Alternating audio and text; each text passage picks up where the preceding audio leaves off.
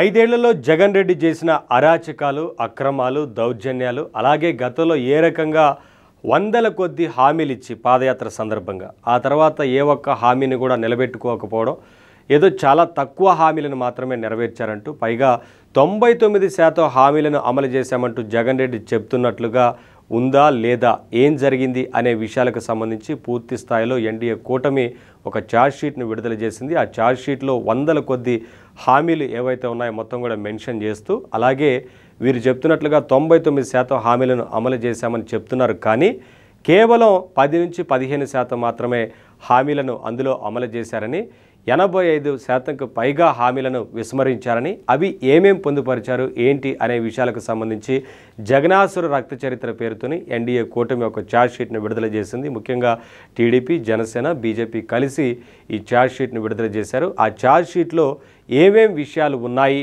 అనేది ముఖ్య విషయాలను కూడా ఒకసారి చూద్దాం. చూడొచ్చు. పాదయాత్ర మేనిఫెస్టోలో ఇచ్చిన హామీలన్నీ 730 హామీలు. అదే ఇంతకుముందు మనం మాట్లాడినట్లుగా వందల కొద్ది హామీలు ఇచ్చారు పాదయాత్ర సందర్భంగా. ఇందులో 85% అమలే చేయలేదు, కేవలం 15% మాత్రమే అమలు చేశారు. అందులో కూడా చాలా వరకు కోతలు విధిస్తూ అమలు చేశారనేది మనకు తెలిసిందే. ఇక జనం నెత్తిన 13 లక్షల కోట్ల అప్పుల గుదిబండ, ఒక్కో కుటుంబంపై 10 లక్షల భారం పడింది. మొత్తంగా 13 లక్షల కోట్ల అప్పు భారం పడగా సగటుగా ఒక్కొక్క కుటుంబం పైన అది 10 లక్షల భారం పడిందనే విషయాన్ని చాలా స్పష్టంగా వారు ఆ ఛార్జ్ షీట్లో వివరించారు. ఇక అమ్మఒడికి 13,000, నాన్న బుడ్డితో 1,00,000 స్వాహ. ఫస్ట్ అసలు ఈ హామీ విషయంలో ఇంట్లో ఎంతమంది పిల్లలుంటే అందరికీ కూడా అమ్మఒడి పథకాన్ని అమలు చేస్తామంటూ చెప్పారు. కానీ ఆ తర్వాత అధికారంలోకి వచ్చిన తర్వాత తల్లికి మాత్రమే అమలు చేస్తాం, ఎంతమంది పిల్లలు ఉన్నా సరే ఒకరికి మాత్రమే అమ్మఒడి ఇస్తామంటూ మాట్లాడారు. అది కూడా మొదట 15,000 అని చెప్పి ఆ తర్వాత ఇతరత్ర కారణాలతోని 2,000 రూపాయలు కట్ చేసి 13,000 వేస్తున్నామంటూ మాట్లాడారు.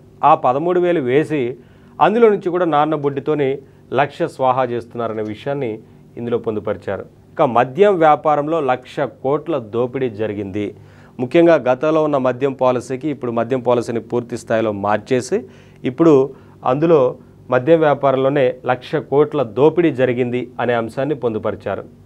ఇక ఇసుక గనుల్లో అక్రమాలతో మరో 1,00,000 కోట్లు దోచుకున్నారనేది. పూర్తి స్థాయిలో ఇసుక అక్రమ రవాణా కావచ్చు, ఆ తర్వాత గనుల విషయంలో కావచ్చు, మొత్తంగా ఈ అక్రమాలతోని 1,00,000 కోట్లు దోచుకున్నారనే విషయాన్ని పొందుపరిచారు. ఇక కరెంటు ఛార్జీలు తగ్గిస్తామని చెప్పి 10 సార్లు ఛార్జీల పెంపు.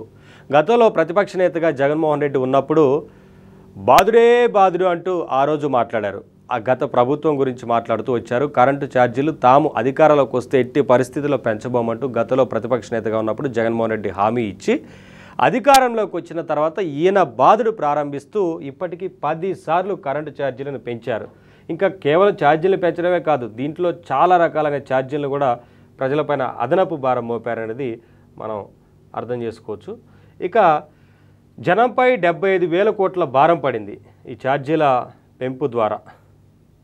విషపూరిత మద్యంతో 30,000 మంది మృతి చెందారు. వీరు మద్యం పాలసీని మార్చడం కావచ్చు, సొంత కంపెనీలు కావచ్చు, వారికి సంబంధించిన కంపెనీల నుంచి మాత్రమే మద్యాన్ని అమ్మకాలు సాగిస్తూ, అది కూడా నాసిరకం మద్యం అమ్ముతూ ఈ విషపూరితమైన మద్యం తాగి 30,000 మంది మృతి చెందారనే విషయాన్ని వారు పొందుపరిచారనేది మనం చూస్తున్నాం.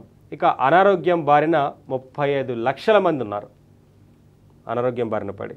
సో ఇది పేదలకు 5 రూపాయలకే అన్నం పెట్టే అన్న క్యాంటీన్లు మూసేసిన జగన్ రెడ్డి. గతంలో ప్రభుత్వం ఏర్పాటు చేసింది అన్న క్యాంటీన్లు. అన్న క్యాంటీన్ల ద్వారా పేదలు ఎవరైతే ఉంటారో వారికి 5 రూపాయలకే మంచి భోజనాన్ని అందించే ఒక కార్యక్రమానికి శ్రీకారం చుట్టినప్పటికీ వీరి అధికారంలోకి రాగానే జగన్మోహన్ రెడ్డి ఆ పథకాన్ని తీసేసి పేదలందరికీ కూడా అన్న క్యాంటీన్ల ద్వారా అందే అన్నాన్ని లేకుండా చేశారనేది చూడొచ్చు.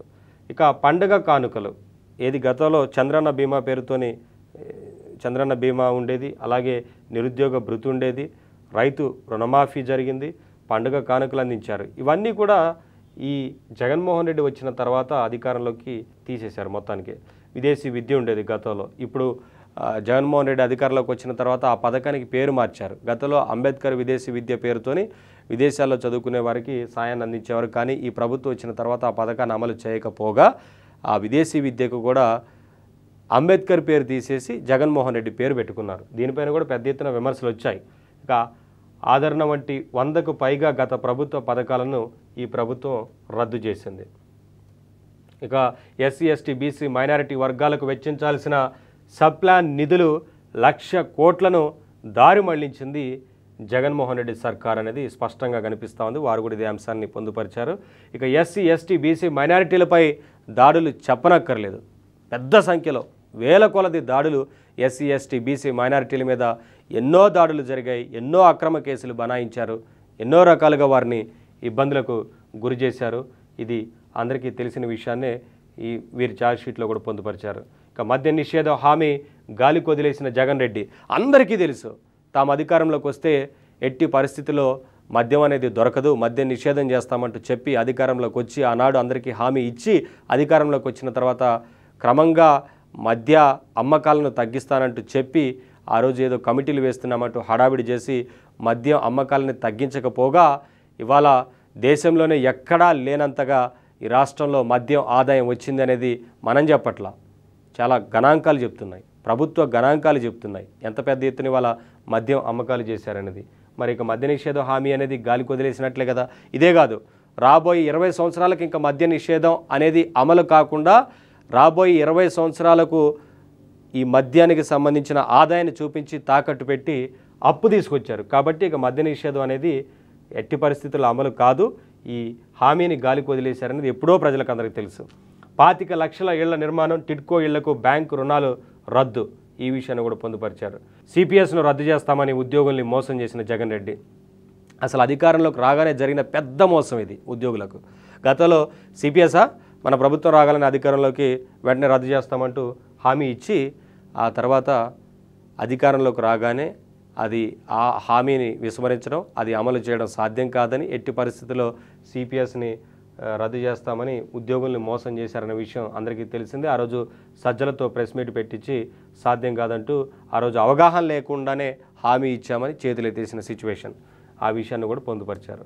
ఇక పిఆర్సీ డిఏ అమలు, 2.5 లక్షల ఉద్యోగాల భర్తీ అంటూ మడమ తిప్పుడు. అంటే చాలా విషయాల్లో కూడా ఉద్యోగులను మోసం చేశారనేది మనకు చాలా స్పష్టంగా కనిపిస్తూ ఉంది.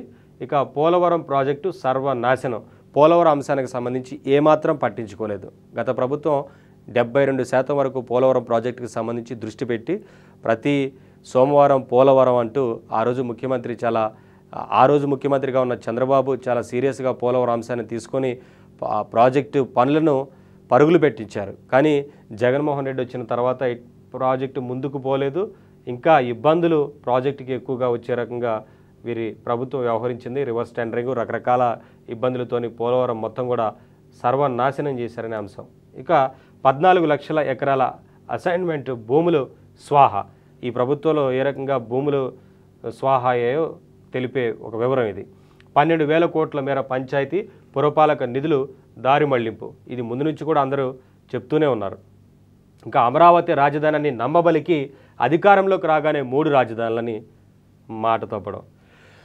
ఎన్నికల ముందు అమరావతి రాజధాని ఉంటుంది, నేను ఇక్కడే ఇల్లు కట్టుకున్నా, ఎట్టి పరిస్థితుల్లో అమరావతి రాజధానిగా ఉంటుందంటూ ఆ రోజు అందరి ముందు మాటలు మాట్లాడి అధికారంలోకి వచ్చిన వెంటనే 3 రాజధానులతోని ఆ విషయాన్ని తెర మీదకి తీసుకొచ్చి ఆ తర్వాత 3 రాజధానులు లేదు, అమరావతి లేకుండా చేసి రాష్ట్రానికి రాజధానే లేని రాష్ట్రంగా, ఈ దేశంలోనే కాదు ప్రపంచంలో ఎక్కడ కూడా ఒక రాష్ట్రానికి రాజధాని లేకుండా పరిపాలించిన ముఖ్యమంత్రిగా పేరు గడించారు. చరిత్రలో నిలిచిపోతారంటే అది జగన్మోహన్ రెడ్డే.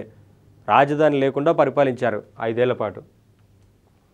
విశాఖలో ఋషికొండను బోడిగుండు చేసి చుట్టూ ఉన్న భూములను కబ్జా చేశారనే విషయాన్ని ఈ ఎన్డీఏ ఛార్జ్షీట్లో మెన్షన్ చేశారు. అంటే విశాఖలో ఋషికొండను మొత్తంగా బోడిగుండు చేసి చుట్టూ ఉన్న భూములు కబ్జాను. ఇంకా మరొక ఇంపార్టెంట్ విషయం, గ్రూప్ 1 పరీక్షల ఫలితాలు తారుమారు చేసి యువత గొంతు కోసిన జగన్ సర్కార్. అసలు ఏం మాటలు చెప్పారు, జాబ్ క్యాలెండర్ అన్నారు, జాబ్లెస్ క్యాలెండర్ విడుదల చేశారు. గతంలో ప్రతిపక్ష నేతగా ఉన్నప్పుడు ఇచ్చిన హామీల్లో జాబ్ క్యాలెండర్ విడుదల చేస్తాము, పెద్ద ఎత్తున ఉద్యోగాలను అందిస్తాము, నిరుద్యోగ సమస్య లేకుండా చేస్తామని చెప్పి ఉన్న కంపెనీలు ఎలాగో తరలిపోయాయి, పరిశ్రమలు అన్నీ తరలి వెళ్ళిపోయినాయి. ఆ తర్వాత ఉద్యోగాలు కోల్పోయారు, ఉపాధి కోల్పోయారు, కంపెనీలు తీసుకురాలేదు. ఆ తర్వాత ప్రభుత్వ ఉద్యోగాలను భర్తీ చేయలేదు, పెద్ద ఎత్తున ఉద్యోగాలు జాబ్లెస్ క్యాలెండర్ విడుదల చేస్తానంటూ చెప్పి జాబ్లెస్ క్యాలెండర్ విడుదల చేశారని ఇవాళ నిరుద్యోగులందరూ కూడా, యువత అందరూ కూడా రాష్ట్ర వ్యాప్తంగా ఇదే అంశం గురించి పెద్ద ఎత్తున చర్చ అయితే జరుగుతూ ఉంది. ఈ అంశాన్ని కూడా మాట్లాడుతూ వచ్చారు. సో అది మొత్తంగా పూర్తి స్థాయిలో మనం ఇప్పటివరకు మాట్లాడుకున్నట్లుగా 730 హామీలు ఇచ్చారు. 85% హామీలను అమలే చేయలేదు. అమలు చేశామని చెప్పుకుంటున్న ఏది మనం మాట్లాడుతున్న 15%లో కూడా పెద్ద ఎత్తున సంక్షేమ పథకాలు అందిస్తున్నామంటూ చెప్తున్నారు కదా, పెద్ద ఎత్తున ఎవరైతే లబ్ధిదారులు ఉన్నారో ఆ సంఖ్యను కుదిస్తూ వచ్చారు. రకరకాల ఆంక్షలను పెట్టి సంక్షేమ పథకాలు అందకుండా చేశారు. ఎవరికైనా ఇంట్లో కారున్నా, వారి కొడుకు ఎక్కడో పని చేసుకుంటూ ఉన్నప్పటికీ వారి ఇంట్లో వృద్ధులు ఎవరైనా ఉంటే, వారి తల్లిదండ్రులు ఉంటే వారికి పెన్షన్లు కట్ చేసిన తీరును మనకు తెలుసు. రకరకాల అంశాల పేరుతోని, రకరకాల ఆంక్షల పేరుతోని పెన్షన్లు కట్ చేశారు, రకరకాల పథకాలను తీసేశారు. ఇలా ఆంక్షల పేరుతోని సంక్షేమాన్ని కూడా సరిగా చేయలేదు. పూర్తి స్థాయిలో రాష్ట్రాన్ని సంక్షోభంలోకి నెట్టారు. అలాగే పారిశ్రామికంగా అభివృద్ధి చేయలేకపోయారు. ఎక్కడా కూడా పరిశ్రమలు పెద్దగా రాకపోగా ఉన్న పరిశ్రమలు రాష్ట్రం నుంచి వీరు తీసుకుంటున్న ఇండస్ట్రియల్ పాలసీ ఏదైతే ఉందో అది నచ్చక పెద్ద ఎత్తున కంపెనీలను కూడా తరలిపోయి వాళ్ళ ఉద్యోగాలు కూడా కోల్పోయిన సిచ్యువేషన్ ఉంది. ఈ అంశాలన్నీ కూడా ఈ 5 సంవత్సరాలుగా ఏ రకంగా వ్యవహరించారు అనే అంశాలన్నిటికీ సంబంధించి ఎన్డీఏ అయితే ఛార్జ్ షీట్ని విడుదల చేసింది.